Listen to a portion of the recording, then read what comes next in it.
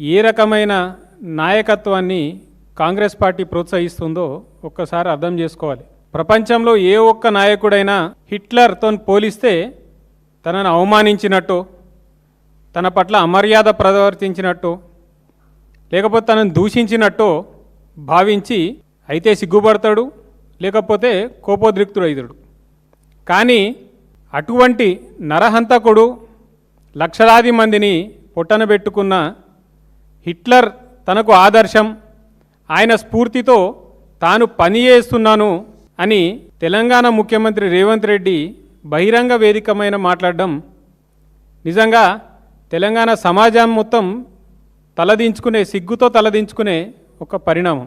ఒకప్పుడు కాంగ్రెస్ నాయకులు ఎట్లుంటుండే అంటే, మేము మహాత్మా గాంధీ ఆశయాలతో పనిచేస్తున్నాం, లేకపోతే జవహర్లాల్ నెహ్రూ గారి ఆశయాలతో పనిచేస్తున్నాం, మొరార్జీ దేశాయ్ గారి ఆశయాలతో పనిచేస్తున్నాం, లేకపోతే అంబేద్కర్ గారి ఆశయాలతో పనిచేస్తున్నామని గర్వంగా చెప్పుకునే కాంగ్రెస్ నాయకులు ఒకప్పుడు చూస్తుండే మనం. ఈరోజు అడాల్ఫ్ హిట్లర్ని ఆదర్శంగా తీసుకుని పనిచేస్తున్నాం, లేకపోతే ఫ్యాసిస్ట్ నియంత ముసోలినీని ఆదర్శంగా తీసుకుని పనిచేస్తున్నాం అనుకునే రకమైన నాయకులు ఈరోజు కాంగ్రెస్ పార్టీ ప్రోత్సహిస్తుంది. మరి నేను అడుగుతున్నా, ఇటువంటి నియంతృత్వ ఫ్యాసిస్ట్ ధోరణి కలిగిన నాయకులను ప్రోత్సహిస్తున్న రాహుల్ గాంధీ, ఆయన కూడా ఇటువంటి మానసిక ధోరణితోనే ఉన్నాడా? ఈరోజు మీరు ఏం మెసేజ్ ఇస్తున్నారు? ఈరోజు జెన్జీ ప్రతిదీ అబ్జర్వ్ చేస్తుంది. అటువంటి జెన్జీకి మీరు ఏం చెప్తున్నారు? ఒక అడాల్ఫ్ హిట్లర్ని ఆదర్శంగా తీసుకోమంటున్నారా, లేదా మహాత్మా గాంధీని ఆదర్శంగా తీసుకోమంటున్నారా? చేతిలో రాజ్యాంగం బుక్కు పట్టుకుని నేను రాజ్యాంగ రక్షకుడిని అని చెప్పుకుంటే సరిపోదు రాహుల్ గాంధీ. ఎటువంటి నాయకులను ప్రోత్సహిస్తున్నావు అనేది కూడా చూసుకోవాలి కదా.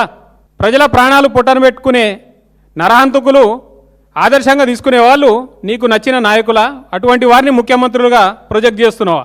ఇంకా హాస్యాస్పదమైన విషయం కూడా ఒకటి ఉన్నది. రేవంత్ రెడ్డి గారు మాట్లాడుతూ హిట్లర్కు ఒక బృందం ఉంది, ఆ బృందం యొక్క పేరు హైడ్రా, అది ఇతరులందరినీ నాశనం చేస్తుంది అనుకోవడం మాట్లాడిండు. కానీ అది చరిత్రలో నిజం కాదు అనే విషయం కూడా ఆయనకు తెలియనిది మనం అందరం గమనించాలి. మార్వెల్ ఎంటర్టైన్మెంట్ తీసిన captain America the first Avenger అనే మూవీలో ఆ కల్పిత హైడ్రా అనే సంస్థ ఉంటుంది.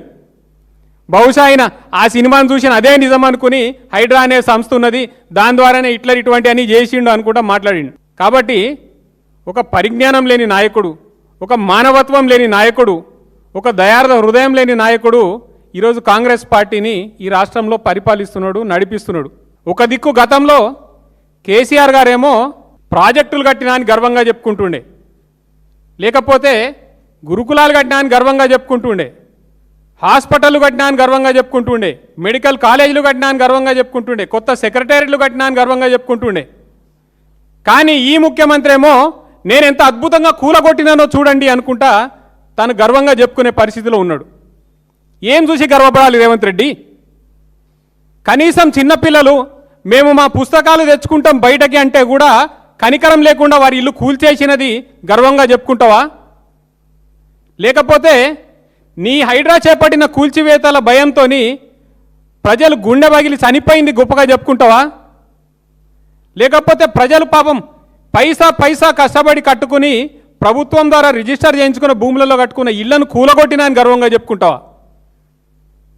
ఇంతటి కనీసం మానవత్వం లేని ఒక కోణం అనేది ఏదైతే ఉందో అది ఈరోజు కాంగ్రెస్ ప్రభుత్వంలో, కాంగ్రెస్ పరిపాలకుల్లో కనిపిస్తుంది. కాబట్టి ప్రజలందరూ గమనించాలి. ముఖ్యంగా ఈనాడు దేశాన్ని నడిపించడానికి ముందుకొస్తున్న జెన్జీ కూడా చూడాలి ఎటువంటి నాయకులను కాంగ్రెస్ ప్రోత్సహిస్తోంది.